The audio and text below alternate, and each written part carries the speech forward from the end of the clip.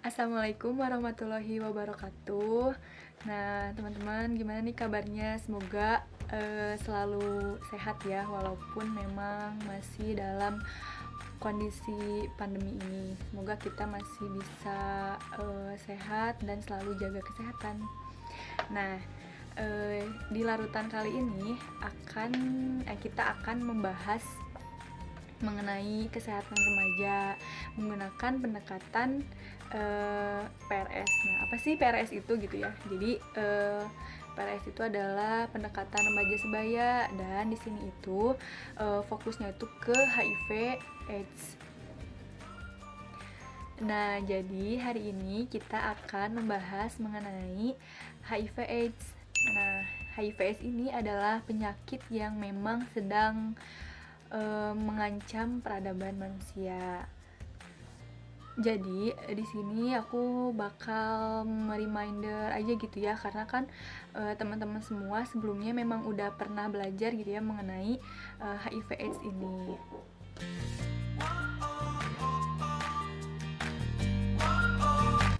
AIDS itu singkatan dari Acute Immunodeficiency Syndrome. Artinya adalah kumpulan gejala penurunan sistem kekebalan tubuh, sehingga apabila seseorang yang terkena AIDS itu tubuhnya tuh akan rentan gitu ya terhadap penyakit yang mematikan. Nah, AIDS ini disebabkan oleh virus. Nah, virusnya itu dinamakan HIV. Nah, singkatan dari HIV sendiri adalah Human Immunodeficiency Virus. HIV sendiri menyerang sistem kekebalan tubuh manusia sehingga manusia tersebut bisa terkena AIDS. Jadi HIV dan AIDS itu berkaitan gitu ya. Nah, HIV itu virusnya, nah AIDS ini adalah gejala-gejala yang timbul yang disebabkan oleh HIV.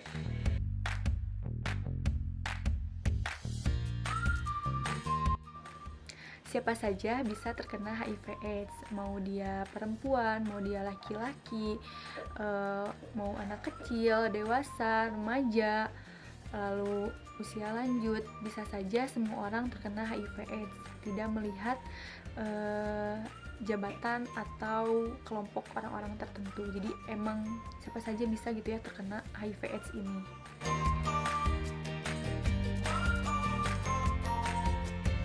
Sasaran penyerangan HIV itu adalah kan tadi ya sistem kekebalan tubuh manusia. Nah, terkhusus pada sel-sel limfosit T4. Nah, apa sih gitu ya sel-sel limfosit T4? Jadi, sel-sel limfosit T4 ini itu biasa dikenal dengan sel darah putih. Jadi, HIV ini menyerang sel darah putih manusia yang mengakibatkan sistem kekebalan tubuh manusia menurun. Nah, dari sistem kekebalan tubuh yang menurun ini, jadinya kan imun tubuh tuh tidak bisa melindungi tubuh kita gitu ya. Sehingga seperti virus, terus infeksi lainnya atau bakteri itu dengan mudah masuk gitu ya, dengan mudah menyerang tubuh kita. Nah, sehingga yang biasanya virus-virus atau infeksi yang biasa saja juga bisa menjadi ganas karena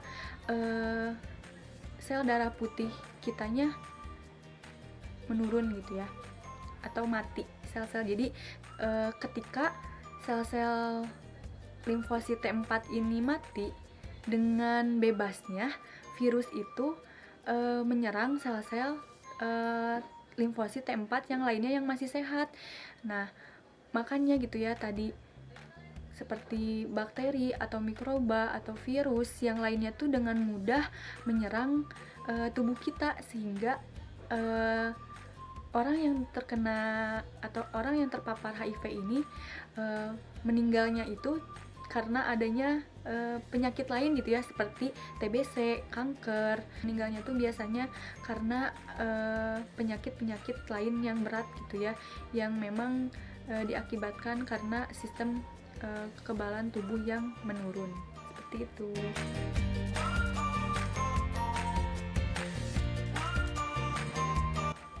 Cara penularan HIV adalah yang pertama melewati senggama. Nah, Teman-teman, jadi sebelumnya ya, HIV ini dapat tertular ketika adanya kontak langsung darah atau cairan dalam tubuh. Nah, itu kemungkinan besar HIV bisa menular gitu ya.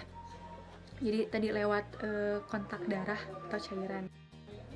Yang pertama ini lewat senggama, yaitu jadi virus ini dipindahkan lewat cairan sperma dan vagina gitu. Nah, ketika ada luka gitu ya dalam penerima akan memperbesar proses penyebaran. Kenapa? Karena kan kalau luka ada darah ya, jadinya lebih mudah gitu ya si virus itu menularnya, tertularnya. Yang kedua adalah lewat transfusi darah. Udah jelas gitu ya adanya kontak darah gitu kan. Kalau misalnya transfusi darah berarti orang itu mendonorkan darahnya gitu ya. Nah, itu pasti 100% orang yang didonorkannya atau yang menerima transfusi darahnya itu akan positif HIV. Nah, makanya sekarang itu kan kalau misalnya di PMI ya apa sih si proses transfusi darah ini udah terjamin gitu ya, dan tidak mungkin gitu ya ketika transfusi darah PMI memberikan yang darahnya tuh yang tidak sehat, yang ada penyakitnya. Malah ya dengan donor darah jadinya kelihatan gitu ya ada penyakit apa aja gitu di tubuh kita ini, jadi bisa ketahuan. Nah, gitu. Jadi yang kedua adalah lewat transfusi darah. Bentar. Yang ketiga adalah lewat jarum suntik. Nah, jarum suntik ini itu bisa kalau misalnya yang narkoba gitu ya, terus yang tato. Nah, makanya kalau misalnya mau ditato atau misalnya mau disuntik apapun gitu ya, harus benar-benar steril gitu ya. Makanya harus nanya dulu ini jarum suntiknya baru atau enggak gitu, karena yang baiknya itu adalah untuk satu orang, yaitu satu jarum suntik. Jangan sampai satu jarum suntik itu untuk beberapa orang, karena itu akan besar gitu ya proses penyebaran virus HIV seperti itu. Jadi yang ketiga adalah lewat jarum suntik. Nah, yang keempat adalah lewat kehamilan. Namun ini proses penularannya gitu ya sekitar 20% sampai 40% gitu. Jadi emang ada kemungkinan besar bisa tertular, tapi bisa juga ada yang tidak tertular gitu. Karena aku juga pernah nonton gitu ya di YouTube, ada orang yang pengidap HIV tapi anaknya tuh nggak HIV gitu. Kenapa? Karena proses kelahirannya itu sesar, dan habis itu dikasih seperti obat anti virusnya.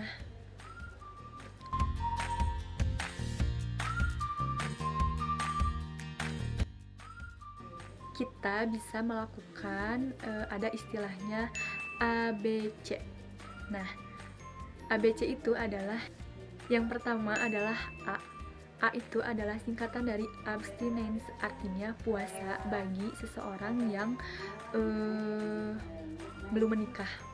Nah, jadi teman-teman bisa gitu ya menghindari zina gitu. Jadi untuk menahan nafsu kita bisa melaksanakan puasa saja gitu ya, bisa dapat pahala juga kan ya. Nah, jadi lebih baik puasa gitu ya untuk menahan nafsunya begitu. Jadi pertama adalah abstinence. Yang kedua adalah B, singkatannya dari be faithful. Nah, be faithful ini yaitu setia gitu ya kepada pasangan. Jadi nih untuk seseorang yang sudah menikah gitu ya, cukup satu aja gitu. Jangan sampai selingkuh gitu ya. Jadi ya udah gitu, setia kepada pasangannya gitu, karena ya setia itu indah gitu ya teman-teman. Jangan sampai kita apa sih nggak setia dan bisa menimbulkan penyakit gitu ya. kan buruk juga gitu ya untuk kedepannya. Nah begitu.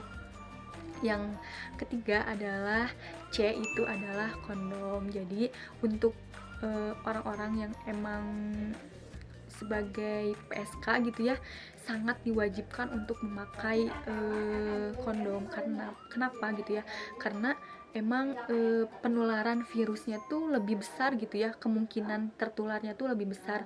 Makanya untuk jaga-jaga harus menggunakan pelindung tuh.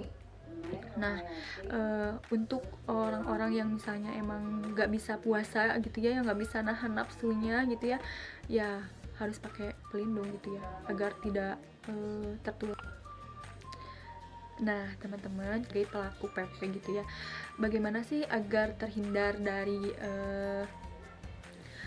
HIV ini gitu ya, kan kita nggak tahu gitu ya, kan kita kalau nolongin nggak milih-milih kan ya. Jadi cara pencegahannya itu adalah dengan menggunakan APD yang sesuai gitu ya, ya minimal memakai sarung tangan, memakai masker.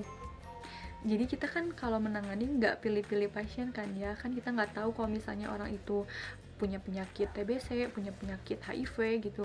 Nah, untuk mencegahnya adalah dengan penggunaan APD yang sesuai. Ya, sekian teman-teman untuk larutan kali ini. Mohon maaf gitu ya apabila ada salah kata, dan apabila masih ada materi yang kurang paham bisa nanti ditanyakan di forum diskusi gitu ya. Nah, terima kasih. Semoga teman-teman sehat terus gitu ya, dan tetap menjaga kesehatan teman-teman. Semangat gitu ya kuliah online-nya juga. Sekian dari saya. Wassalamualaikum warahmatullahi wabarakatuh.